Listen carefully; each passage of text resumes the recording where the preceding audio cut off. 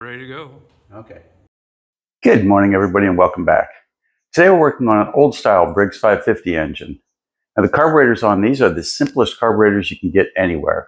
Little piece of plastic with a diaphragm underneath. So today we're going to go ahead and take one apart, clean it up really good, and put a new diaphragm on it. And this motor should run pretty good. So all you new people out there, go ahead and subscribe. It's free, and it's what we work for.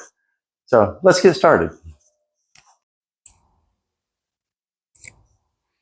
So we've established that it's not the primer bulb itself, but it's a problem within the carburetor. So let's go ahead and pull the carburetor off and see what we've got.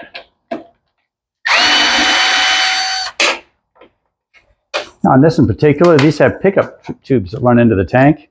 And it's really common for those pickup tubes to get lost or broken. And that's kind of what I'm expecting here. And if that's the case, we're going to need the carburetor out of the way anyway.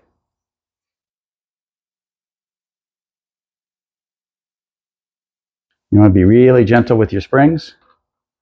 And we'll leave that sitting right there. That's as good a place as any for it. And now after you take these two bolts off of this style, we'll pull the whole shooting match out. Now figure out which way this linkage is turning and gently roll it into the linkage. There we go. This is plastic, so you got to be gentle with it. You don't want to break it. So let's take her over to the bench and see what we got.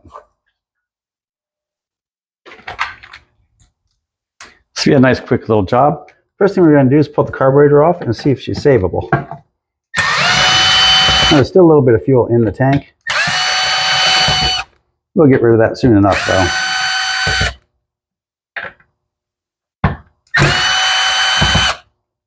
And as you can see, the diaphragm on this carburetor looks just a little bit on the worn side, like it's completely shot. But other than that, the carburetor appears to be in good shape. So we're going to go ahead and order a different diaphragm for it.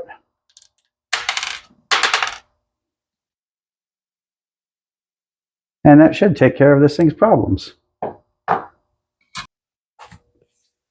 Okay, now that we've got our new diaphragm gasket, let's take a look at them. You can see this, whoops, excuse me. This has this considerable indentation here. And you can feel it, you can't feel it, but I can feel that it's just a little bit on the stiff side. That tells me this would never operate correctly. So what we're going to do is we're going to put this here, and we're going to use it, because there's two gaskets here. We're going to use it to make sure that we align our other gaskets correctly. And we're just comparing them. And we say, okay, it sits like that. Now we'll get that out of the way. And we'll put this on the carburetor just like that. And then we use the screws to hold it in place for when we put it on.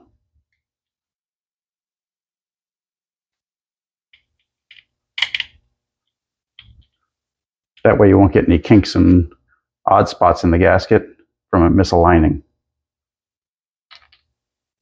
Okay, there's a couple of them. That should do it. Let's flip it over and put it back on the tank, just like so. Get the rest of our screws started, just for spacing before we tighten any down. Okay, that should do it. Let's tighten them down and put her all back together. There you go.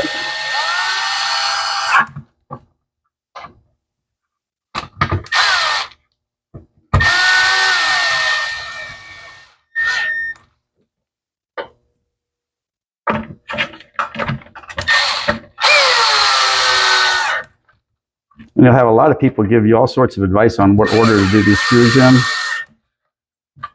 As long as you do what I do, and you go semi-snug all the way around, and then go back to the beginning and snug them down, you should be good to go. Okay, that one's good. That one's good. We're good. We're good. We're good. And you notice I gave everything a good bath before I put it back together.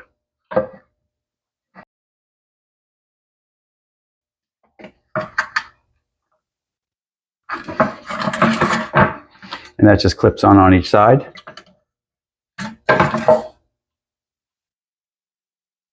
She's not quite all the way down. There's one side. Oh, and I heard it click. I heard it click there. Okay, so we're ready to go. Let's go put her back on the machine. Okay, reinstalling this one's pretty easy peasy. The only thing that'll wear you out is this little spring, and we'll do it last. First thing we're going to do is reattach the linkage here. And again, this thing's plastic, so be very careful. And if you took pictures taking it apart, this is easy.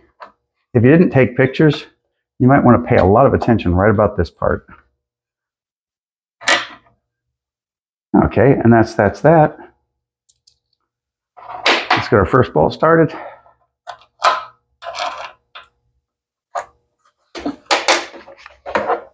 Get our second bolt in place.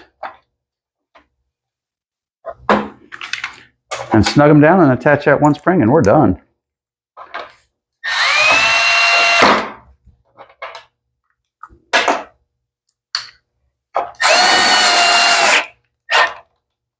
And these two bolts only just hold the tank in place, and the tank holds the carburetor in place. Okay, let me grab that real quick, and of course be careful not to stretch your spring. This one's easier than most.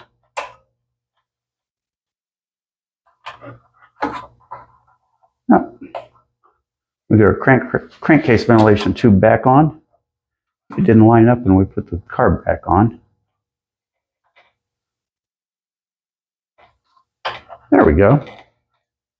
There we go. Yep, there we go. Looks good. Let's put her on the ground and start her up. Okay, let's see what she's got.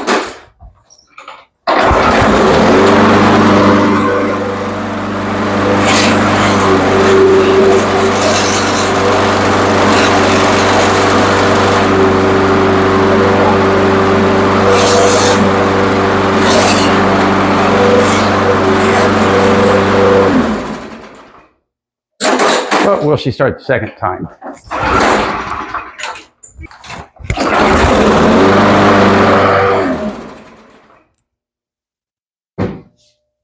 And there we go.